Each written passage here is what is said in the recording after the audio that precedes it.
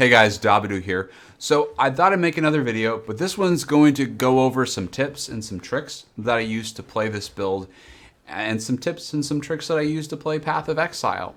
It should make this build slightly easier to play, and maybe it'll help you wrap your mind around it a bit better, especially if you're struggling with it.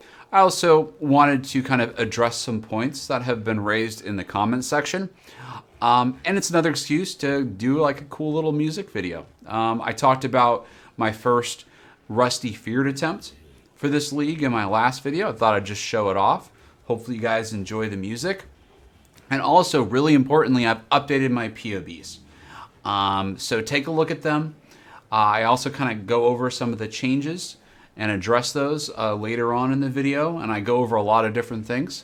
Hopefully you guys enjoy. And there are timestamps in the description, so, you know, if it's hard for you to sit there for like an hour listening to someone talk, use the timestamps. All right, guys, I'll see you later.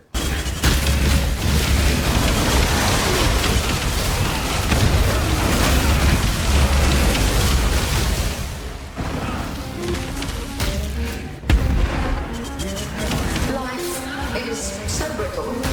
They lied to you, Father. I'm your true memory. The mouse of my mind.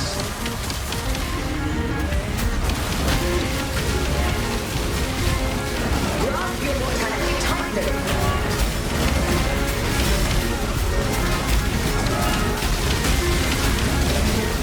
Flesh is so foul.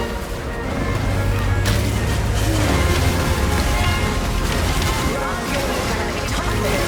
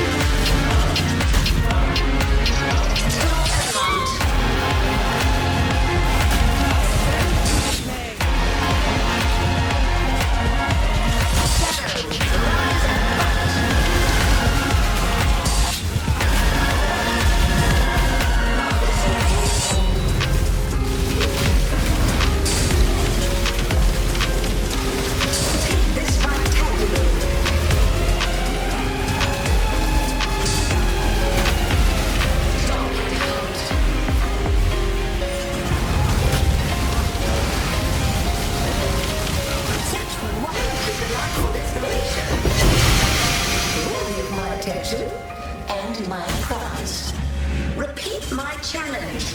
Gather more combatants. All right, and we're back. So let's talk about some tips and tricks in playing this character. Let's cover my flasks first. So you'll notice that I have manual flasks. I like being engaged when I play a character. None of the builds that I come up with are usually like immortal monsters that can just face tank everything in the game. They do require player engagement. You, of course, can use automatic flasks if you want. I just like the manual flasks because they give me more control. It's kind of like, you know, driving a manual car with a stick shift as opposed to an automatic, okay? And I like having them. If you do use manual flask, I would suggest ASDF-G as your hotkeys. This way, like, you can just, you know, press ASDF just like this, get all of these flasks. When you want to use G, which is your life flask, which requires more player input, I don't like having on an A because I can easily roll my pinky finger over. I like G, so I push my index finger on G to hit the life flask, okay? I find that quite useful, and that is, you know, once I've changed my flask hotkeys from 1, 2, 3, 4, 5 down to ASDFG, it was a lot easier for me to hit them. You know, if you know anything about typing, you know, ASDFG, all of those keys near the center of the keyboard, you know, near these fingers, those are the ones easier for you to hit. And you'll have basically better reaction time hitting those keys. And so I have my hotkeys basically set to utilize them. And that includes my skills as well, okay? Now, if I were using automatic flasks and I didn't already build up the muscle memory that I've had, then, you know, you might have your flask of 1, 2, 3, 4, 5, and these might be better to have on ASDFG, just because that's where your hand normally rests while it's on a keyboard. Now, I also have V, B, and H as well, and then Y. You'll notice that all of these keys are, again, close to ASDFG, and I can kind of hit them with, you know, these fingers right here. I'm right-handed, so you can just, if you're left-handed, I'm not a left-handed expert, but just kind of apply these concepts, but for your left hand, okay? So, you know, all of my builds, honestly, and I apologize for this, they use a lot of keys. You're going to be pressing buttons playing my builds. That's just how I like to play the game. All my builds are generally pretty tanky and do a lot of damage, but they're not face tanking builds. You're going to have to use Frostblink. You're going to have to get good, kind of, to an extent, and dodge attacks, all right? That's just how it is. I have 2 more builds planned for this league, a Penance brand build, which is really strong, and it's a bit cheaper than this build. And I also have kind of another build that I'm tinkering with that I'm kind of excited about. It's a melee build. I used to always play melee, but I haven't played melee for a while just because of the endgame encounters are really designed to kind of punish melee characters. You have to be really on point to play, or basically immortal to play a melee character for some of these endgame encounters, okay? This General Cry build might fit in a kind of happy medium. I don't know, I haven't really scaled it fully up yet, but we'll see how that plays out. Both of these builds are completely different than anything that's out there right now, and they're somewhat cost effective. They punch above their weight, similar to this build, okay? That's what I've been working on. That's why I've been slow to release videos, because I have other things in the works. But anyways, back to the hotkeys. So, you know, you're going to be casting zombies once in a while. I'll just have that on V. I don't have that on my main bar because I could just see where my zombies are up here, right? If it's at 7, I was like, oh, it's time to cast a zombie. Then I hit V down here, cast a zombie. As you have Corpse Walker, you can cast zombies whenever you want, okay? Which is pretty sweet. Now, another thing which is really cool, and I strongly suggest this, because playing a minion build, there's so much screen clutter, there's so much screen noise. Get your MTXs under control, okay? So, unfortunately, I can't turn off this egregious fortification aura from the Kingmaker on my Animated Guardian. Like, that causes a lot of screen clutter. I wish I could, but I can't. But the auras that I did turn off are just the ones that I'm running, okay?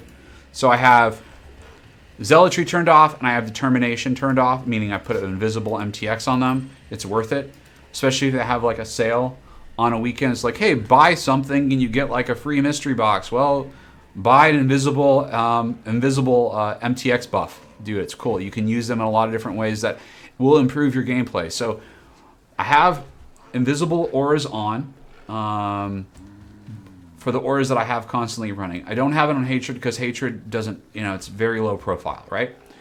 But I do have one aura that I want to know when it's up, okay? And that's Wrath. That's on Divine Blessing, okay? And so I have it on a very loud MTX. So I can see when my Wrath is up. And I have my icons, a lot of my icons turned off up there because there's so many buffs and procs in this build that if I turned it all on, I wouldn't be able to tell what the hell's going on. So, and also, I can just look at my character, and I center it on my character, and I'll know, when my Divine Blessing aura is going off or not, okay? And when I need to recast it just by looking at the visual indicator there. It's a pretty obvious indicator. So if you do utilize Divine Blessing in one of your Divine Blessing support in one of your builds, I would suggest considering a strategy like this. Obviously you're going to have your move on your left click. That's something that you should probably consider setting. I like having the brand on my middle mouse button. A big part of playing this build is actually managing your brands. It's more important than blasting away. It's brands and just paying attention to not getting hit by boss attacks, really is what you're doing. Your eyes really shouldn't be that focused on the boss. You should be more focused on what's happening to your character and incoming stuff that's targeting your character and everything else in the peripheral. Okay, so that covers my hotkeys. Play around with this. It's probably a deviation from whatever you're using, and you will have to build up new muscle memory to get the hang of it. But I think if you do something like this, you're going to find that it improves your reaction time. So that's something to keep in mind. Another thing to keep in mind is potentially avoid loud MTXs. When I was younger, I used to love the wings because they're, super metal. But wings are kind of gaudy and they take up screen real estate and it makes it harder to see what's going on. So I like kind of low profile, back attachments and stuff like that. How I'm outfitting my character, this isn't really like a tip or trick, but if you like my style, I'm digging the Harmonious body armor. This league, it was on sale earlier. I purchased it and it looks pretty cool. It also has a molten shell, which kind of just fits the aesthetic, which I like, and also has a Hydrosphere that's like a nice kind of golden ball. Looks pretty sweet. Yeah, so this is what I'm rocking. It's a nice little portal effect. I also don't like giant gaudy portals as well. That's just me, but hey, you do you. Yeah, so that's just something to keep in mind. Consider MTXs that cause less screen clutter because you're running a minion build and you're going to have a ton of screen clutter and you want to be able to see what's going on. Another thing that I would strongly suggest doing on this build, or maybe all minion builds in general, is turn off a bunch of stuff. So these are on. All those life bars, especially when you have Vol Skeletons up, it makes it hard to see what the hell is going on, okay? And you really don't need to see like the life bars of your skeletons in this build, okay? And you can kind of, the only life bars that you really care about is just your Animated Guardian and your Spectres, but really just your Animated Guardian because you can really recast your Spectres, okay? And you can just see what that is up here, okay? So that's what I would suggest there. I do have the life bars above enemies on, and that actually helps a lot in my opinion because you get to see the red life bars of the enemies, so this way you can tell friend from foe. The enemies have red life bars above their heads. Your guys don't have life bars above their heads. I also like having a life bar above myself. I really never pay attention to this. My eyes are usually kind of focused the bottom left to see what my life is. But having this on will help. Let me make sure I'm recording, by the way. I am. Sweet. Having this on will help. Now, let's see. So we covered hotkeys, we covered MTX, we covered life bars. Let's cover gearing choices and stuff like that. and what you can do to save money. So I was tinkering around with a couple of different things this league, and itemizations, and trying different things out to try to optimize this build. For the vast majority of this league, I was running a Grip of the Council with cursed enemies with elemental weakness on hit. I found that really helped with clear, okay? Because, normal monsters, magic monsters, even rare monsters, when you're doing 100% delirious, you're, doing delirium mirrors or whatever, having that, negative 30% elemental resistance on those things is very, very nice. It helps with that clear. But it doesn't really help with bosses. This elemental weakness on your gloves is like 5% increased damage essentially on the boss, or 5% more damage, whatever you want to say. And it's not really that helpful. If you want to spec out your guy for bosses, I wouldn't really bother with the elemental weakness. These 4 points you can spend somewhere else and make your character much stronger for bossing. And what is the way to do that? Well, you get a minion life jewel like this, and you get Blessed Rebirth, and you get Renewal. Okay? So why is that? Well, because you're this Absolution Guardian, and you get Pious Path, and you also get Grave Intentions, which is a very cheap anoint, by the way. All of your skellies have Energy Shield, and they're pretty swole. And so the thing is that if they're immune, certain bosses, like you'll notice from the gameplay footage, like my minions, including my skellies, are pretty tanky, right? And I did all that stuff without using Blessed Rebirth. But if you incorporate Blessed Rebirth into that, your skeletons will basically not die, okay? Because that 4 seconds of immunity when they're first cast will give them enough time to fully charge up their energy shield, and they have a pretty high block chance. Their block is completely maxed out if you have Bone Offering up. Now, one of the ways to make that the case is that you're running this. And I actually got this idea from Crip, good old Criparian, OG Criparian. He did an Absolution build this league as well. It was his league starter. His was a Necro. If you're solo self-found, his might be the better build. If you want to play Guardian, obviously I think this is a very strong Absolution build for a Guardian. Okay? But get a Fortress Covenant and stick it in a Cluster Jewel. This way you'll get the benefits of the Fortress Covenant and you won't get the downsides. As you'll see from this right there, I'm only getting the good stuff from it. I'm not getting the minions take 20% increased damage. All right? So that's just something to keep in mind. Another thing, let me show you some choice, what is it called? This is Impossible Escape jewels. Some choice ones to look for, okay? So I like this one, Pain Attunement. It isn't that expensive. It's more pricier than some, but it's whatever. It's good. It's a middle ground one. And it gives you some access to some stuff that's really strong for your character and will give you survivability, okay? This one will make your character swole and make it really tanky. Vampirism is super nuts when mapping. It makes it really hard to kill your dude, okay? All these are great for your character.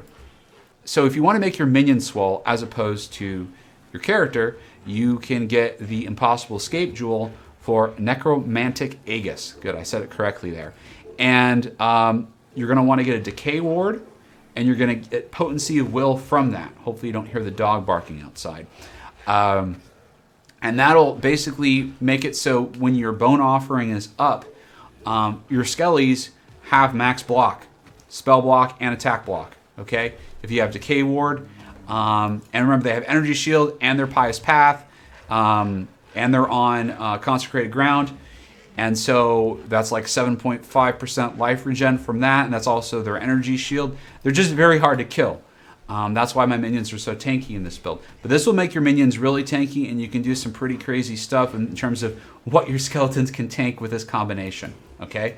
But I'm just choosing what I find safe for mapping and not dying, and that's what this is, okay?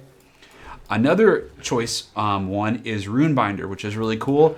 Runebinder, when combined with a shield that has an affix of 30% mana efficiency for socketed skill gems, because if you do Runebinder, you're not going to get access to these mana res reservation nodes. But you will get this, and you will get this. You won't get access to this, but importantly, you get access to this, which is really cool. And you know, a big part of playing this build is actually casting your brands. I'm more focused on keeping things branded than blasting away. So when you're playing, blasting away is really important at the beginning of the fight to build up your 3 Sentinels of Absolution. That should be a priority, okay? First priority actually is always branding. Always make sure whatever you're targeting has a brand on it, even if you have 3 Sentinels of Absolution up or not. So why you want it branded and why brands are so important is they're constantly creating consecrated ground around the enemy. That consecrated ground combined with your pious path, combined with all of your minions attacking the enemy in that area, it basically just is a giant patch of healing and tankiness for your minions. So it'll keep your minions alive, and also, of course, it's applying that Assassin's Mark as well. Something else that I got from Crypt, I was using a more expensive Assassin's Mark in my prior build, or my build last league. It was like the anomalous one, or maybe Divergent, I forget off the top of my head. But regular Assassin's Mark is great because I'm only running 1 Host Chieftain, right? 1 Host Chieftain isn't enough to build up really all the charges you want for your minions. It's slow to get to those 3 power charges. Scaling crit is super important for your minions. We'll talk about that later. But basically, because I'm only running 1 Host Chieftain, not 2, having regular Assassin's Mark on things basically scales up their power charges. The faster they get to 3 power charges, the more damage they're going to be doing. Okay? Because power charges affect your minions much more significantly than power charges affect you. Okay? It's like hundreds of % more chance to crit as opposed to like just 50% more chance. Okay? So that's important. Just use a regular Assassin's Mark. It's cheaper, and it'll help your minions build up power charges more. Now, in terms of Hydrosphere here, let me talk about something. A tech that I was using earlier in this league, really for most of the character's life, is I was using Curse enemies with elemental weakness on hit, like I talked about earlier, and that was really, part of that was because I really wanted to make them hindered. Hindered enemies, plus like max chill and all that other stuff, they're slow. It lets you dodge that boss attack just slightly. It gives you just a few more microseconds to get out of the window of that boss attack. It's actually may save your life. Hinder is nice. And when combined with this enchant on your belt, which you'd get from Uber Lab, it'll let you reduce the life regeneration of enemies you're fighting. Now that's, I find, very important in this league, especially, you know, if you're doing a map affix that enemies are on consecrated ground. That's like, 5% life regen for those enemies, and if it's a boss with millions of hit points, millions upon millions of hit points, like 5% of their life per second is a lot. And if you can nullify that's great. Now, I like Hydrosphere because it applies it looks cool. First of all, that's important, and it applies an exposure for cold and lightning, right? And that's nice because this build uses cold and lightning damage. However, if you aren't running this tech, what you can consider doing, at least if you're doing a map that has consecrated ground for the enemies, or you're fighting a boss with like a crazy energy shield, or like doing Uber Shaper or something, or Uber Shaper, something like that. Just when you think nullifying someone's energy shield regen or life regen is nice, like against metamorphs it's nice, etc. And then just do Frostbomb in here instead. You'll miss out on the lightning exposure, and you do significant lightning damage, of course, because you're running Absolution, right? But you'll get a greater resistance penalty to the enemy's cold resistance, and you'll nullify their energy shield regen and their life regen as well. So that's just something to keep in mind. Now, the best Uber Lab enchant for your belt, I would say, because this enchant isn't doing me any good right now. But the best enchant for this build would probably be the when your character is on consecrated ground, curse reduction. That combined with the curse reduction with the increased effectiveness of Consecrated Ground from Pious Path will basically make you curse immune. That's really nice against Atziri or the Feared, etc.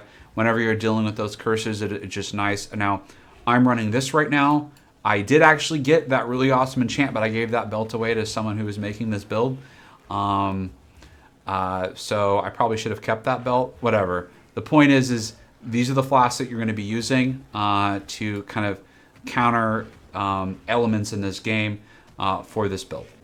So let's talk about the affixes that you're going to want to have on your flasks, including curse management. We talked about curse reduction. So let's say you don't have that curse reduction on your belt. You know, you didn't buy it here for the mastery because I'm at level 100 and I want to try to squeeze everything I can get out of those 100 points. Okay, so I don't have that extra point to spend right here right now. So I have to get curse reduction from somewhere. I have it on a flask, right? I have shock reduction. Now chill reduction is also nice, but chills don't kill you, shocks kill you. So with this, and this, I'm mostly ignite immune.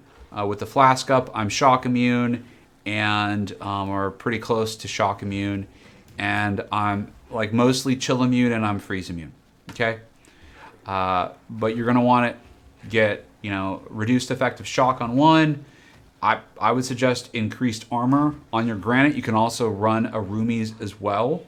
Bottle of Faith is really great on this build. They're pretty cheap right now in the league. They're maybe like 3x or something. What's important for your Bottle of Faith is really the reduced duration. Get that to 15% or as close to 15% as possible.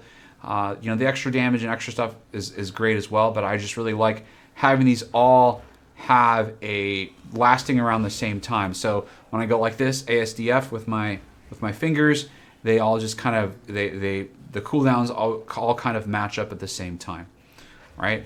You don't want this lasting 5 seconds while your other ones are lasting 7. That's my point. Also, again, you're going to want to get bleed immunity on your life flask as well. I have reduced charges per use on all of my flasks. And why that's the case is that, one, it's an affix that is generally good under most circumstances. And also, it's off meta, so these flasks are cheaper. People are really looking for the affix that, if you get hit, you get 7 charges. Okay, that's great to have on a life flask. I mean, that's lovely. But they're more expensive. And these work in all cases, right? Now, also keep in mind that reduced charges per use is better than it might, at least based off of this build, compared to other affixes. So, like if you can compare it to like 40% increased charges gained, right?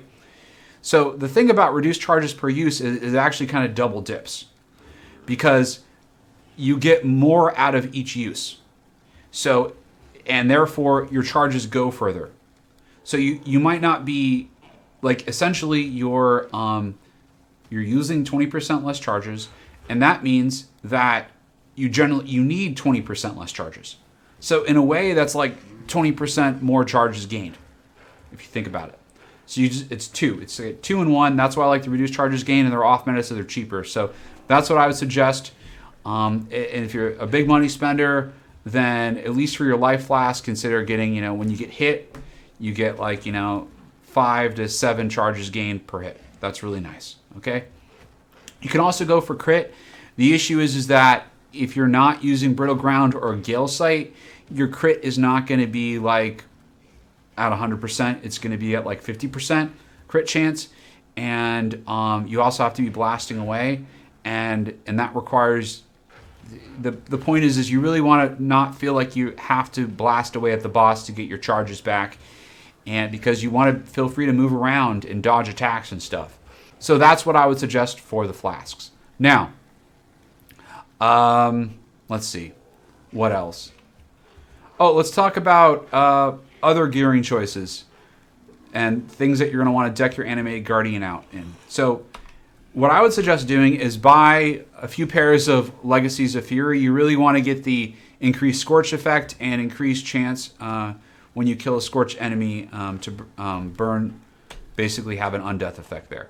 Now, this is kind of a lower roll, but it was like really cheap, and that's why I probably bought this when I was running Uber Lab or Uber. And whenever you get that 2% of life regen per second, slap this on these boots. Because if you get this enchant on a boot, it'll affect your Animated Guardian, because this is what you're animating on your Animated Guardian. And that's 2% life regen. When your Animated Guardian has 20,000 life or 30,000 life, 2% is a lot. It's very helpful. And then when you have, Pious Path on top of that, it's also regenerating his energy shield that much as well. Okay? It's very useful. Now, let's see. In terms of buying rings, you don't really need the +3. If you do get a +3 or +2 or whatever, you stick your determination in it. You don't stick your hatred in it. You don't stick something else in it. Determination, okay? If you're not sticking your determination in your +3, it's a waste of that +3. What I would suggest in terms of the search filters for these rings is you want one with Dex, and some resistances, and that's it. So pseudo-elemental resistance or chaos and dexterity. That's for one ring. And the other one is going to be pseudo-elemental resistance, total elemental resistance, and pseudo-chaos. And see what pops up. You could probably get rings that you can fit into the build, that will power you all the way to fit, everything but maybe the uber bosses with just that. And then you just slap life on it.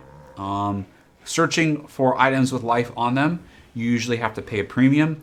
You can, if you do a search for just the pseudo-elemental resistance and chaos resistance on an unset, look for an open prefix. That's really important if it doesn't have life. You need an open prefix so you can slap that life on.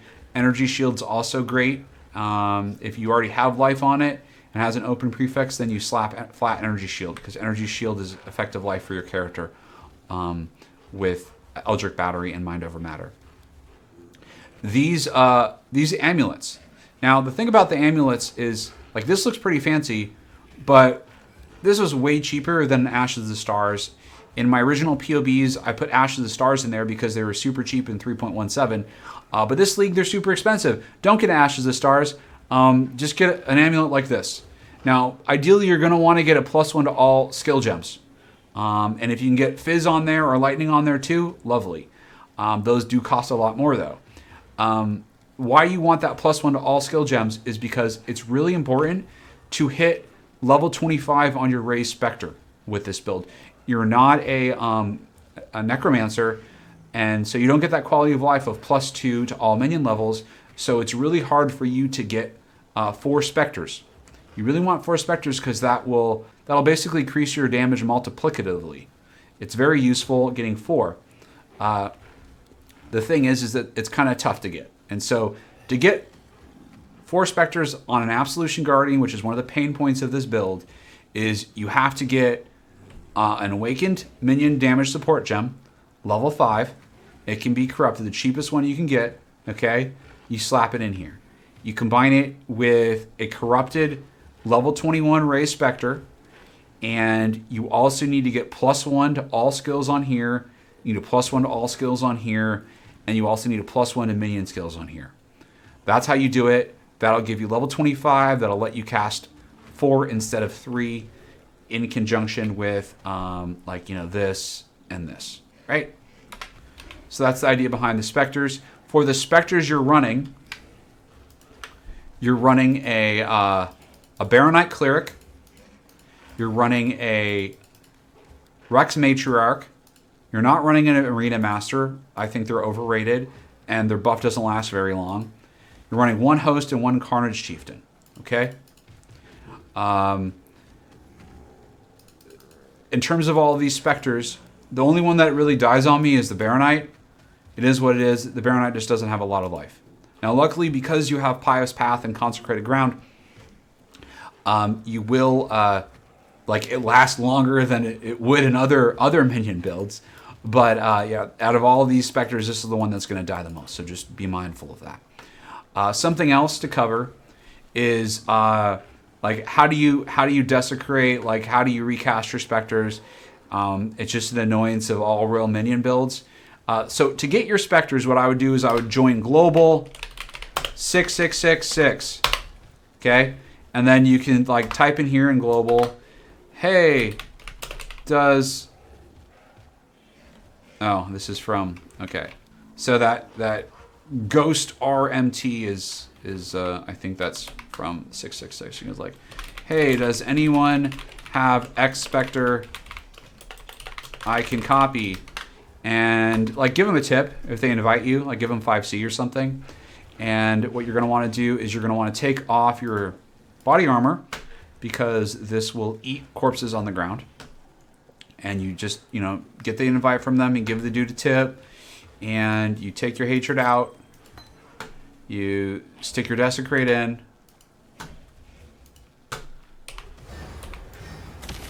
And you can blast, move your minions so they don't cover the bodies on the ground. You want corpse targeting on something. Rex Matriarchs are great. They're really hard to get naturally. You have to get them from a harvest. I've just been generally avoiding harvests this league.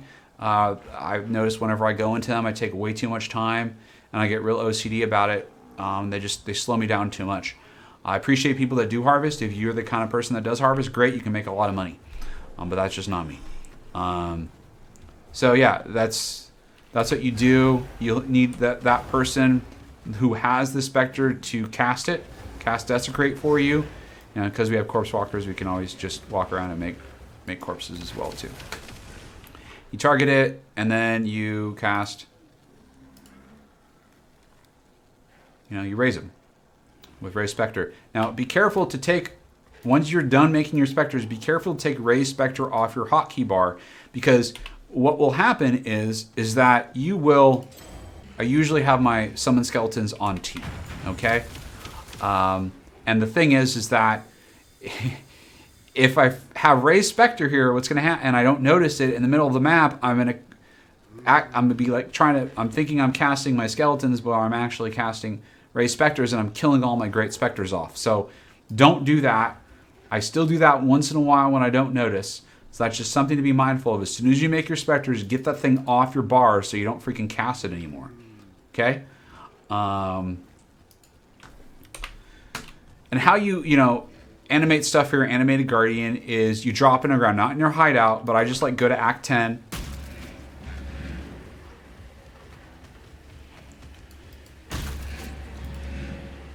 Right here in the Ravaged Square. If you have your loot filter on, that will sometimes screw with things. You can take it off. Like you drop it, like where'd it go? Well, the loot filter's blocking it. Okay?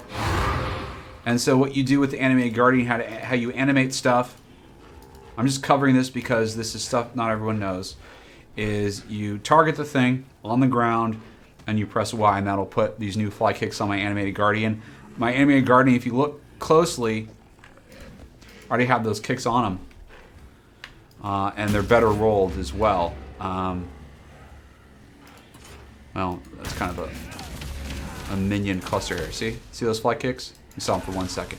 All right, so basically that's how you animate items in your Animated Guardian. In terms of the items that you want for your Animated Guardian, when you PoE, you're going to want to get a Gale Sight for your helmet, which is awesome, which gives your Animated Guardian brittle. Okay, buy Kingmaker as soon as you're somewhat comfortable. Your Animated Guardian isn't dying. They're like 50C right now. They're totally worth it. They'll save your ass and everyone and all your minions' ass too. So Kingmaker is great. And if you have more money, you can spend like an X.5 or whatever to get a Crown of Tyrants.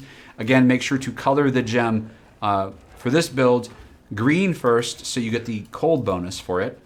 But if you don't, if you're not a big spender and you're worried about your Animated Guardian dying, don't use this. Just get a Gale Sight. Gale Sight, if you don't have another source of brittle, actually has higher top end damage than this. But this is just more consistent. So that's why I'm using this. Legacy of Fury Boots, already showed them off. We don't obviously have the Corpse Explosion noted here, but that's the Scorch is 10%, and then if you have like a 50% increased chance to Scorch, it's 15% all resistances, which is very key for this build. I'm not using Brittle Ground Boots; they're too expensive this league, and I'd rather have a second Undeath effect. You have your Gravebind Gloves. which I don't have noted here, but the Gravebind gloves will basically make it so your Animate Guardian is considered killing everything, and you also have an Impulses on as well in your Animate Guardian, so you get guaranteed corpse explosion, shock corpse explosion from that as well. You notice from some of the gameplay footage that I've released that I have really good clear, and basically things just die in chain explosions. That's because I have 2 undeath effects on my Animated Guardian. So yeah, that's what I'm rocking from the Animated Guardian. Another thing is the talking about custom modifiers. You know, people say, "Oh, this is unrealistic." Actually, if you really pay attention, if you play this build and play it, if you play this build or watch my gameplay videos, you'll realize that all these boxes I have it checked, like, they happen a lot. Okay, so yes, I'm rarely doing 40 million damage, but it's pretty fair to say that this build does a good 30 million damage in most circumstances. Okay, so just keep that in mind. Now you can uncomment by doing this different effects in the custom modifiers. So just keep that in mind. So whatever you type here, it will try to apply it to your character. And so what I would suggest is anything that's not a real affix, make sure to comment it out, because that might also bog down the math in PoB, the algorithm in PoB, and make PoB a bit more sluggish. So just keep stuff commented out unless you want to apply it to your character, and make sure the wording on the affix is correct. So one of the little quirks about PoB, this version of it, is that, you know, it'll apply these offerings to your minions in terms of the damage over here, but I won't apply them to you. So what you have to do is you have to go over here and applying them to yourself. I'm not applying Spirit Offering to myself right now. As you notice, I have all these things commented out, because if you go like this, they'll give you a bad idea of what your resistances actually are. Same with, you know, do I have endurance charges checked? Where is it? Yeah, I do. So just always do that when you're checking your own resistances, okay? Make sure that they are always capped out. It's really important. Never play a character that is uncapped in these resistances. Chaos resistance, I wish it was higher, but you know, it is what it is, and you get chaos resistance from Spirit Offering in this build.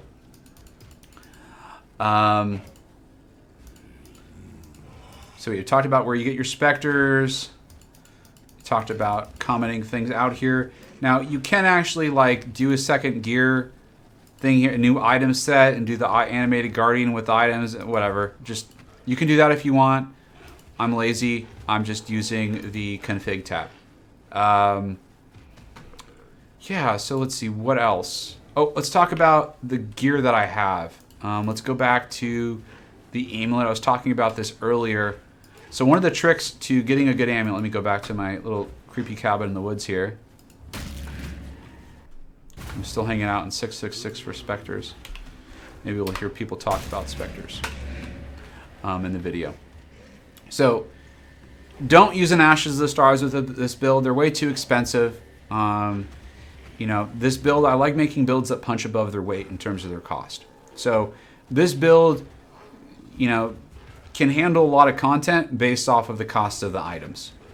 I mean, there are builds that are cheaper and more effective out there, but this is pretty good, all things considered. You know, I'm not using a Mage Blood. I'm not using an Ashes. You know, the builds that farm 100% Delirious and take out all the Uber stuff, like usually they have gear like that. I don't. Okay. So get an amulet like this. Now, the cool thing is when you're searching for an amulet like this, you want that lightning damage leech as life, and you also want the lightning resistance, because that's a dual affix, but only really counts as one affix. So in the trade filter, search for those things.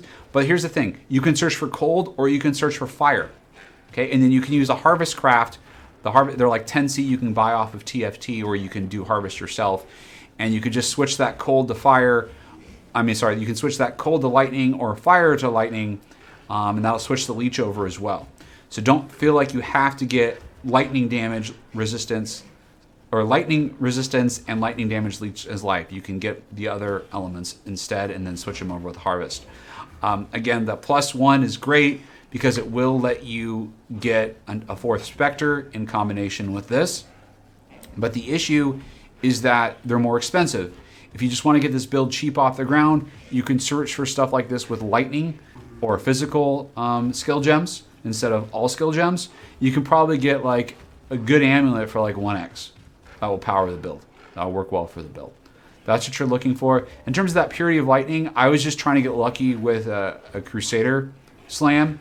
It didn't work out. I didn't really want this. I wanted spell block on this instead, but you know, it is what it is. Now the shield's a waste of money.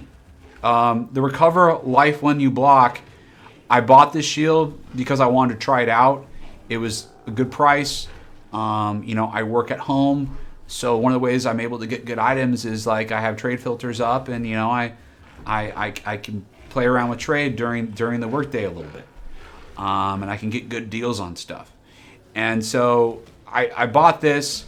I honestly wish I was using a different shield. I gave some of my other shields away that I was using, but like, what's better, what I would suggest instead of getting a super expensive shield like this is you just want like a big fat stack of life. You want some resistances. Those max resistances are also really good. Physical is better than lightning for the spell skill gems because it'll affect more things like your determination and your animated guardian, but lightning is fine, especially if it's like half the price, okay? And spell block, if you can get spell block, great. That will make you basically much tankier when you don't have your bone offering up.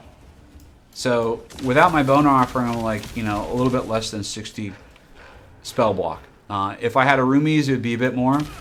I'm using a granite right now because I can't fit a banner in this build. I don't have enough skill slots or mana reservation.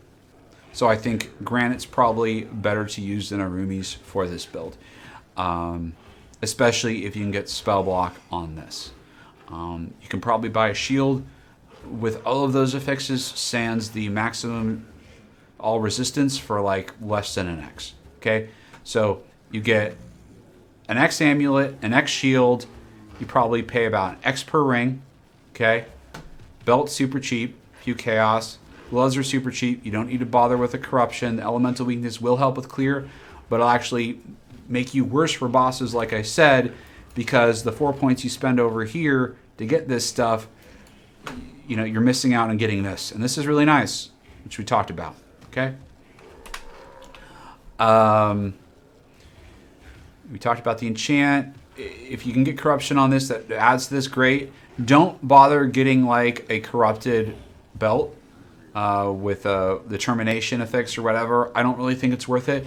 This build needs to fit in as much flat life as possible, and that 40 max life is great. Slap on Fertile Catalyst and well-rolled one of these, and you get a big fat stack of life from your belt. Okay, so let's talk about fancy hats versus ditems. I think this is an important topic to cover, especially for solo self-found players.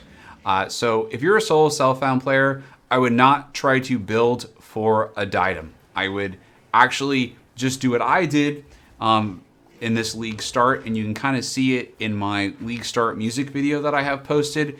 The first 2 bosses that I killed in maps, you notice that I was using mana to cast my Absolution. I did not have Eldritch Battery or Mind Over Matter. I had my energy shield over here. I was running Clarity, and all of this is reflected in the updated PoBs.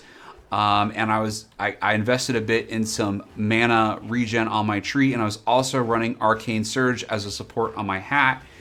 That's what I would suggest doing if you're solo self-found. You really want the fancy hat. The fancy hat's way better than a ditem. If you're wearing a ditem, then you can't use the cool tech with the belt and the body armor, and that's really what makes this build go. Okay, so don't use a ditem is my point on this build. Just go straight for the fancy hat, which is what I did this league. Now, Elder or Shaper are both fine. Hypothermia is kind of a best in slot affix in terms of a damage support, I think, for how I have this character built. I'm not a big fan of Concentrated effect because it will reduce your radius of your Absolution.